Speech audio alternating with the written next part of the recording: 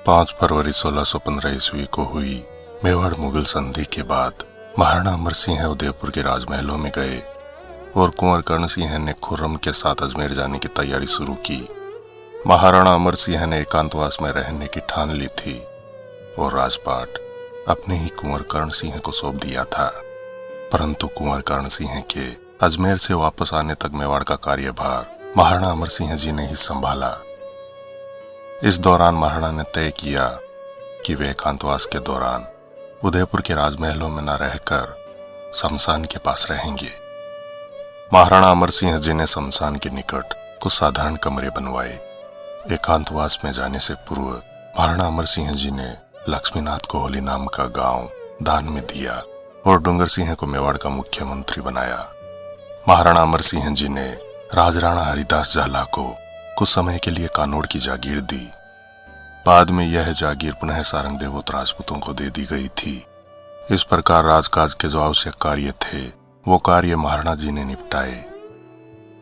मारवाड़ नरेश राजा सूरसिंह राठौड़ ने मेवाड़ के खिलाफ कार्रवाई में खुर्रम का अच्छा साथ दिया था।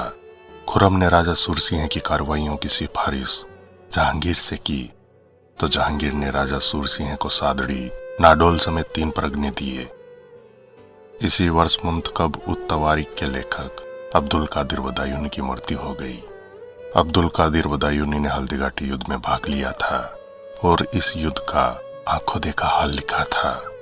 बाद में इसने अकबर के बांसवाड़ा अभियान में भी भाग लिया था। संधि के 13 दिन बाद 18 फरवरी 1615 ईस्वी को खुर्रम कुंवर कर्ण सिंह को साथ लेकर अजमेर पहुंचा। अजमेर के देवरानी गांव में खुर्रम ने पड़ाव डाला और मुहूर्त के हिसाब से अगले दिन जहांगीर के सामने हाजिर होना तय किया। खुर्रम अगले दिन देवरानी गांव से रवाना हुआ और बादशाही महलों में पहुंचा, जहां जहांगीर के आदेश से सब अमीरों ने खुर्रम और कुंवर कर्ण सिंह की पेशवाई की। 19 फरवरी को खुर्रम जहांगीर के सामने हाजिर हुआ। उस वक्त मुगल दरबार में इंग्लैंड के शासक जेम्स प्रथम का एलची सर टॉमस रो भी मौजूद था। टॉमस रो लिखता है, बादशाह जहांगीर कभी भी मेवाड़ के राणा अमर सिंह को बल से नहीं जीत सका। उसने राणा के साथ दूसरे तरीकों से सुलह की थी। उनको अधीन करने से बादशाह की आय में कोई वृद्धि नहीं हुई, उल्टा बादशाह को बहुत कुछ देना पड़ा। बादशाह जहांगीर ने कुंवर कर्ण सिंह को पहले तो दाहिनी तरफ सब मनसबदारों से आगे पहले स्थान पर खड़ा किया, फिर कटहरे के भीतर बुलाया और उनका सिर चूमा। अपनी आत्मकथा में जहांगीर कुंवर कर्ण सिंह के बारे में विस्तार से लिखता है कि मैंने अपने बेटे खुर्रम को गले लगाया और उसका सिर चूमा। फिर मैंने कहा कि कर्ण को आगे बुलाया जावे। मैंने खुर्रम की गुजारिश पर कर्ण को मेरे सामने दाहिने हाथ की तरफ बिठाया। मैंने कर्ण को बहुत बढ़िया खिल्लत और जड़ाऊ तलवार दी। कर्ण का स्वभाव जंगली था। वो पहाड़ियों में रहा था और उसने कभी शाही दरबार नहीं देखे थे। उसके आने के दूसरे दिन मैंने उसको एक जड़ाऊ खंजर और तीसरे दिन एक जीन समेत इराकी घोड़ा दिया। कर्ण जब शाही जनाने में गया तो वहां नूरजहां बेगम ने उसको एक जड़ाऊ खंजर, एक जड़ाऊ तलवार, एक जीन समेत घोड़ा और एक हाथी दिया। इसके बाद मैंने कर्ण को एक कीमती मोतियों की माला दी और अगले दिन एक खास सजा हुआ हाथी दिया। मैं उसको हर तरह से तोहफे देना चाहता था। मैंने उसको 3 बाज, एक खास तलवार और 2 अंगूठियां दी। एक अंगूठी में लाल और दूसरी अंगूठी में पन्ना जड़ा हुआ था। महीने के आखिर में मैंने अहदियों को हुक्म दिया कि हर तरह के कपड़े, गलीचे, तकिए, इत्र, सोने के बर्तन, 2 गुजराती गाड़ियां 100 खुणों में रखकर कुंवर कर्ण के पास भेजने के लिए तैयार किए जावे। फिर अहदी लोग यह सामान दीवाने आम में लेकर आए, जहां कुंवर कर्ण को यह सारा सामान दे दिया गया।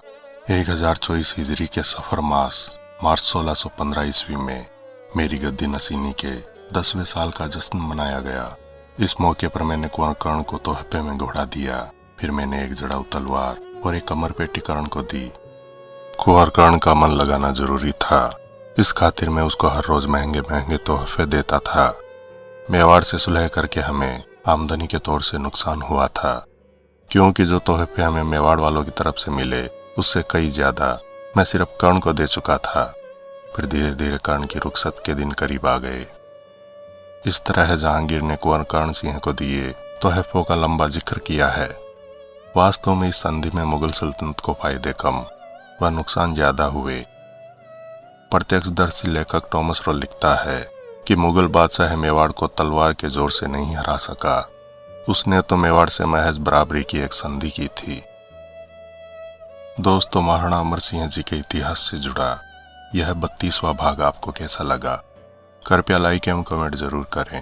मैं विजय राठौड़ जल्द लौटूंगा इतिहास से जुड़े रोचक एवं रोमांचक वीडियोज लेकर।